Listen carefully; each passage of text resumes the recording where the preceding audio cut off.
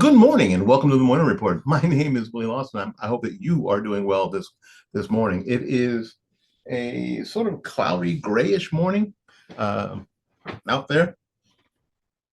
Actually, out there, and it's supposed to rain today.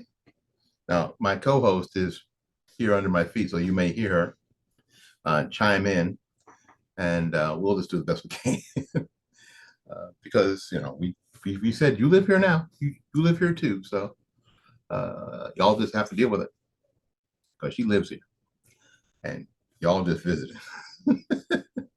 But again, thank you for tuning in this morning. Listen to the morning report. If you indeed caught the morning report, just a little snippet of the story we're going to do right now on TikTok, let me know in the comments. Caught you on TikTok. What the hell are you doing on TikTok? I got it. You're right. And you are right. The weird thing is, before I get started here, the weird thing is that TikTok is the easiest to get up and running on and to get a lot of followers without having to do a lot of work. I have 7,000 followers on TikTok. I don't know how. I don't know how. Especially doing the content that we do.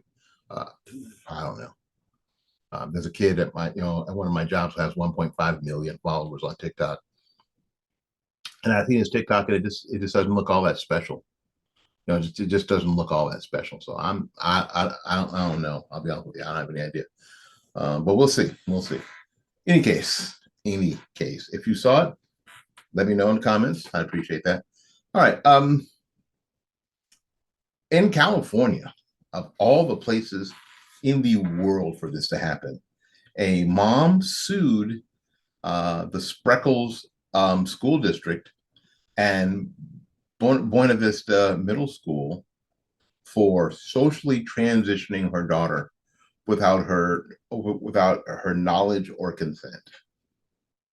Now, apparently, Alicia was 11 years old, was attending Buena Vista Middle School, and was struggling.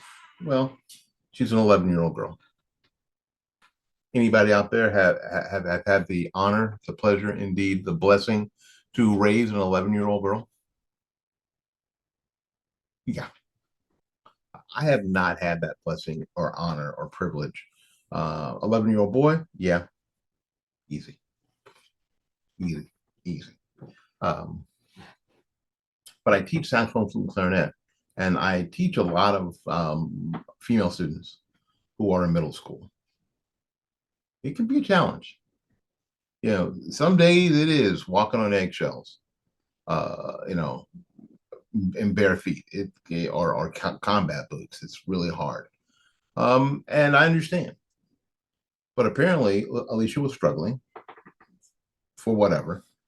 Maybe chances are people were picking on her because 11-year-old girls could be pretty and 12-year-old girls can be pretty mean, right? So someone in that school decided that maybe you're unhappy or upset because you don't, this is their words, you don't know who you are inside. Well, hell, a lot of us don't know who we are inside. Doesn't mean that we're, the other gender or non-binary, or doesn't necessarily have something to do with our sexuality, just because we're not sure who we are. But we have a group of people teaching that have come out of colleges and universities now, young people, and that's everything that they have learned or believe in is wrapped around their genitals. Everything. Who they are as a person is wrapped around their genitals. It's wrapped around their sexuality. And that's problematic. That's a shame. It really is, because that's not all of who you are. It's just it just isn't. And to put that on an 11-year-old girl is just horrendous. But anyway, this mom found out about it during COVID because they were doing some, remote learning. Now, rabbit trail. Remote learning sucks. I talk to a lot of my students, And I have some high achievers, and they who were kind of looking forward to it in a weird way. They were kind of looking forward to it. They thought it'd be cool. Stay home, in your PJs and do your work and get to watch get on your computer and get to see your teacher and all the stuff that we have available. And hell, to have it look like this right here on YouTube, like this. No, I know that the first the first day they were supposed to go online here in my school district, the system that they were using, because everybody's got to be centralized because I don't know, socialism. Um, it crashed, burned to the ground. I mean, the system has crashed and burned to the ground. Of course, it didn't work because we didn't in this district anyway, which is the eighth largest school district in the country, did not have the technical infrastructure to make that work. It just didn't. And you would think that somebody would have told them, right? Guess not. Um, and then from then on, teachers complain because we're not trained. You're not trained to do TikTok? You're not trained to do an Instagram live? You're not trained to go live on Facebook or trained to go live on YouTube. You're not? And they were not. And they were not. And so remote learning was booty. Now back to the story. Apparently, during that time, this little girl, Alicia, started to feel better and do better, um, and shared with her mom that there were teachers at the school that were encouraging her to be a boy, right? A trans boy. And mom put two and two together and said, well, I understand now why you were so unhappy, and sued the school district. Yes. And won $100,000, 100 smackaroonies. Pretty, oh, I mean, 100K. That's a pretty big piece of cheddar, right? But it isn't the money, really isn't. I don't know. I don't think that the Spreckles School District is very big. So $100,000 is a teacher. You know what I'm saying? That's a big deal. In my school district, again, the eighth largest school district in the world, $100,000 is a bite, but it doesn't cripple the school district. It just doesn't. They'll whine like they've been, struck in the head with a mortar, but it's more like they stumped their toe on the coffee table with 100 grand. That's 20 tubas. That's 20 tubas when you have 27 high schools. So you get how this is working out. But in any case, um, not the money. It's to warn other districts that this is something that I talked about at the beginning of the school, at the beginning of the school year.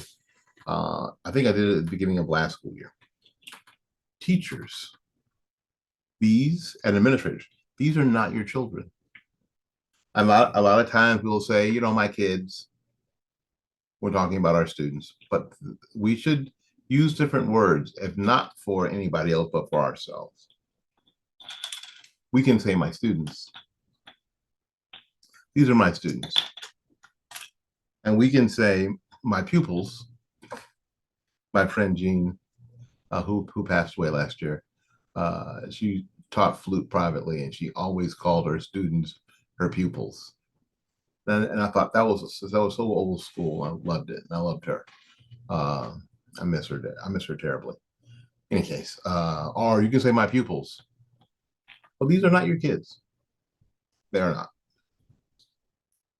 They belong to their parents. Their parents are 100% responsible for them. Legally, socially, spiritually. You are a partner at the very most, at the highest level of relationship. You are a partner not with a student, but with a parent.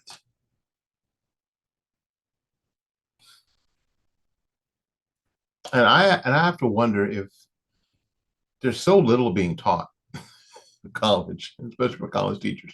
There's I've not talked to one teacher ever. And if you know any teachers, ask them this question. What did you learn in college that helped you be a better classroom teacher? What did you learn in college? What class did you take that helped you be a better classroom teacher? They won't be able to tell you. And the reason they won't be able to tell you because there's nothing that they took in college that prepared them for being in the classroom. Nothing. They took a lot of classes on theory. They took a lot of classes on research, and they took a lot of classes on that kind of stuff. But they didn't teach anybody classes on what do you do when you walk into the classroom and you close the door behind you, and you look out there and it's them and you. Nobody told you. So here's what happens. So in the younger grades, especially elementary school grades, early middle school, you have a lot of female teachers. You have a lot of female teachers. Now stop it, stop it, stop it, stop it, stop it. I'm not dogging on women teachers. I'm not. But there's a reality. You have a bunch of young women, normally childless, have not had children, and they are in their early 20s, mid 20s, and they are thinking, in the back of their heads, I don't care. I don't care, about, all this new stuff. They're thinking about their own biological clock. A lot of them can hear it ticking, right? And the only methodology that they have in their brain to relate to their students is a maternal one, whether maternal from a mom standpoint or a big sister standpoint. That's all they got. Well, when I started teaching, it was the same thing. The only thing that I had to relate was either to a paternal father or a big brother. That's all I had. I didn't have any other tools. So you tend to err on the side of overstepping. You overstep. The older teachers will tell you not to. The older teachers will tell you this: these are not your children. And you're just full of piss and vinegar, and you're going to save the world, and you're going to save this child, and you're going to go to man and humanity. And the old teachers be in teachers' lounge like this.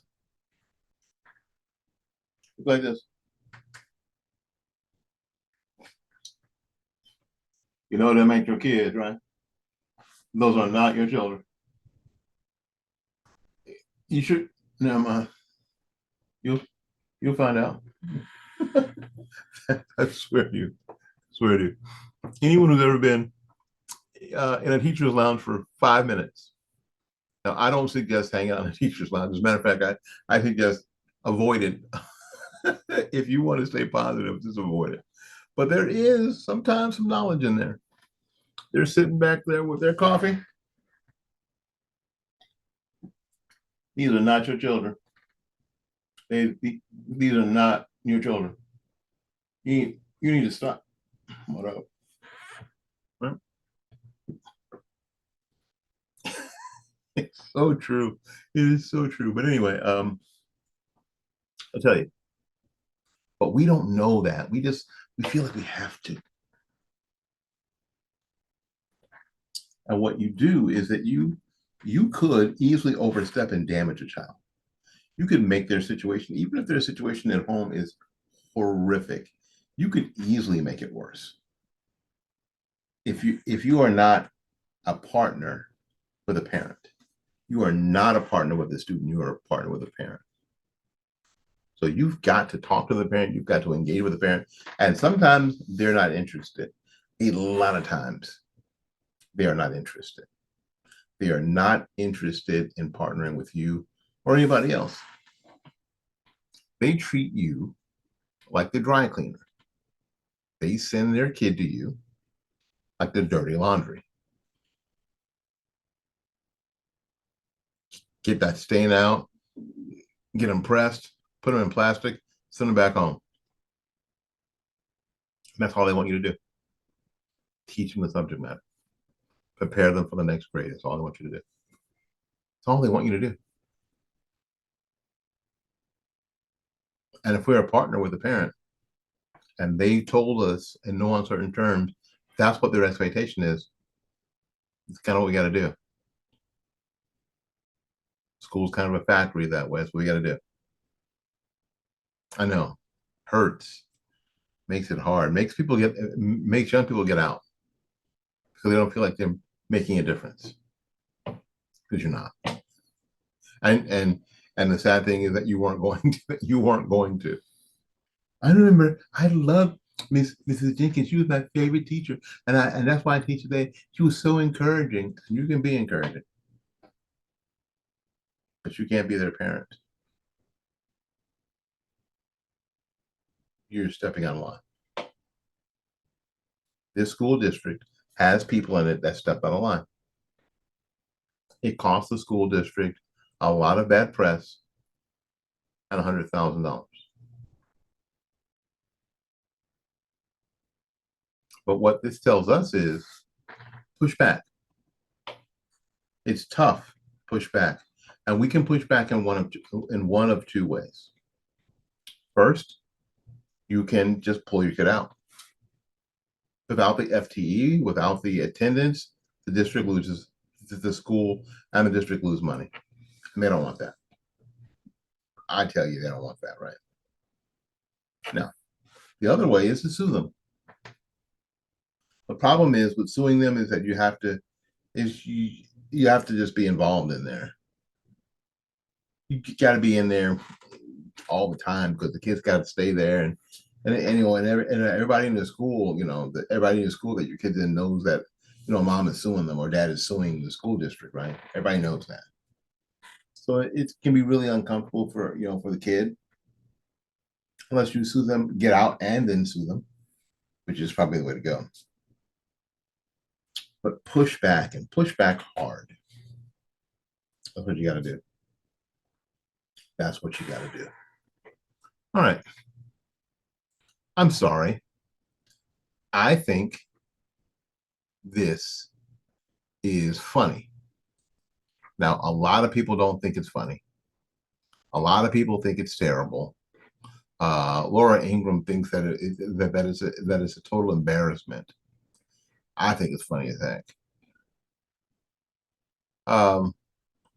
Fox News' Laura Ingraham scolded Republican lawmakers for their behavior yesterday, which she argued was a complete and utter embarrassment. She says this: "We just got our hands on video and what's been going down on Capitol Hill before a clip of the fight in Mean Girls was shown." Kevin McCarthy, ex-Speaker of the House, Republican from California, was accused of elbowing Representative Tim Burchett, Republican from Tennessee, who was one of the 8 Republicans to vote to remove him from the speakership. McCarthy said, "I ain't doing it," but still prompted Matt Gaetz, who's got a bad case of Trump. And you know what a bad case of Trump is? It is the inability to shut your damn mouth. Matt, you got a bad case of Trump. Learn to shut your damn mouth. But he launched an ethics complaint. Anyway, Representative Marjorie Taylor Greene from Georgia, she's got a bad case of Trump too because she can't shut her damn mouth. Called Representative Darrell Issa, a Republican from California, a pussy for voting to kick her motion to impeach Secretary Mayorkas back to committee. Now, we talked about this yesterday.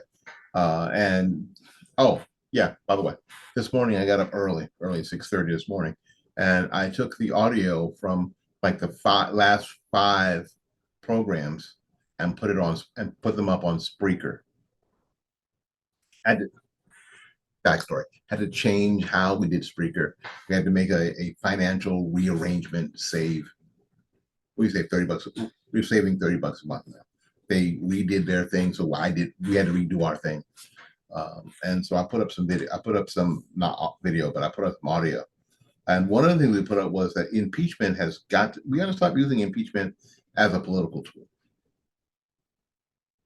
Anyway, so again, she called Daryl Issa, for kicking her motion to impeach DHS Secretary Alejandro Mayorkas back to committee. Now, here's the deal. The history of privilege resolutions is that they're brought by the majority leader or the minority leader. Okay. Privilege resolutions have not historically been brought by one member. And when they do come from one member, they're most often referred to committee, as it was yesterday. This is what Issa said. This is how we normally do it. This isn't different. But MTG got her panties all in a wad and got all butthurt about it. This is what normally happens. And this didn't help. Look, Marjorie Taylor Greene is a hardworking member of Congress, but this is either talking, I believe, lacks the maturity and the experience to understand what she was asking for and how I'll be prepared. Let's see, and how how ill prepared we would have been to do it on short notice on the floor. It wouldn't have worked out. Again, in the program I did yesterday, I'm saying that we have to stop using impeachment as a political tool. It was going to fail.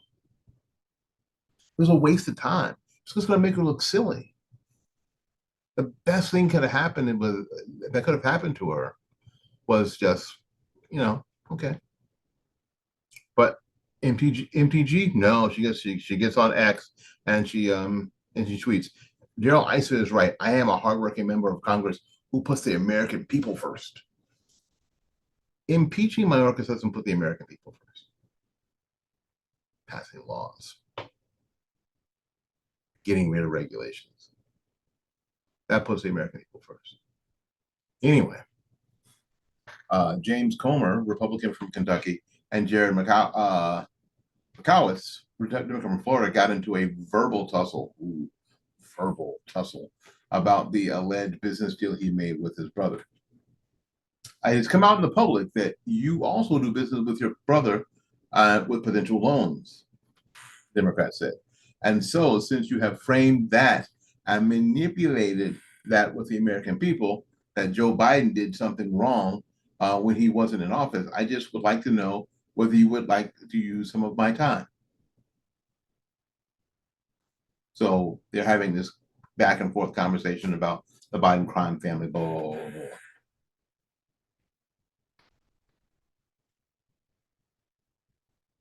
So Comer says, from Kentucky says, you retweeted that story, completely false.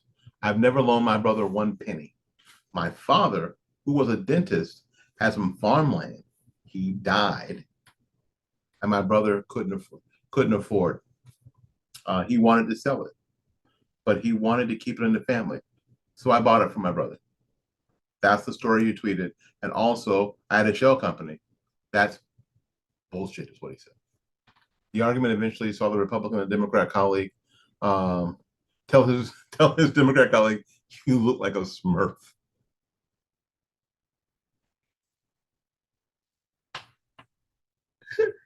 You look like a Smurf. Call the boy a Smurf. Oh. But that wasn't the best one. The best one was when Senator Marquayne Mullen called out this labor leader who tweeted the labor leader tweeted that he would fight the senator, fight, not like fight, work against, no, fight. Let's throw down, let's throw hands. So Mark Wayne um, basically said, you know what, stand up, let's go. Right, they're in this committee meeting. Bernie Sanders is chairing this committee, and he's like, let's go. And the labor leader stood up at his table, and I was like, let's do this. You know, it's funny is that it makes this a lot like the UK,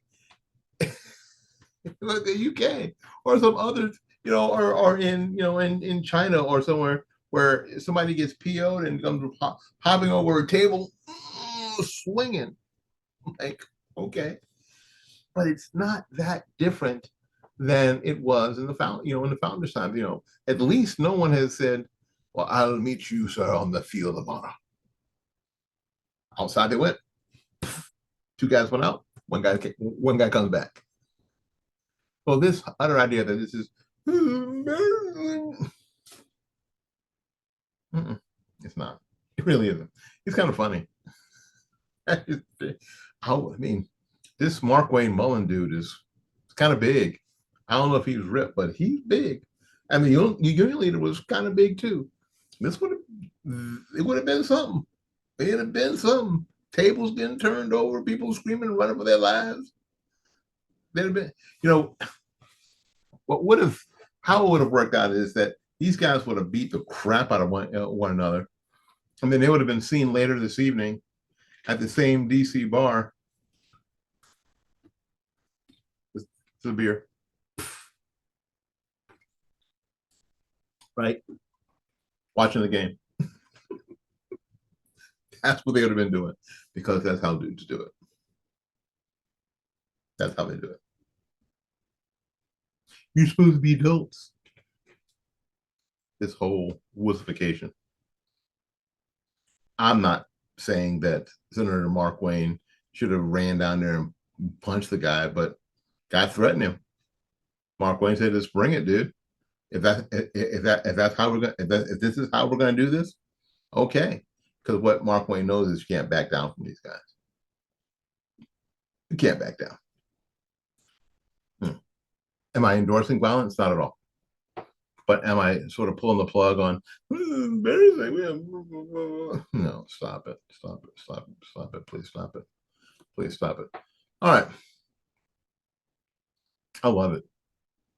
I love it. I just love it. All right, listen. Did you see? And I don't watch any basketball, and I don't really have a reason not to watch basketball except I don't have a rooting interest. Um, the closest NBA team to where I live is in Orlando, and I don't really know much about it. I was never really a basketball fan. I was only a basketball fan of teams I had a rooting interest for. In the same way, I'm not a baseball fan. I'm a Tampa Bay Rays fan. I'm not a hockey fan. I'm a Tampa Bay Lightning fan. So I'm having trouble being an Orlando Magic fan.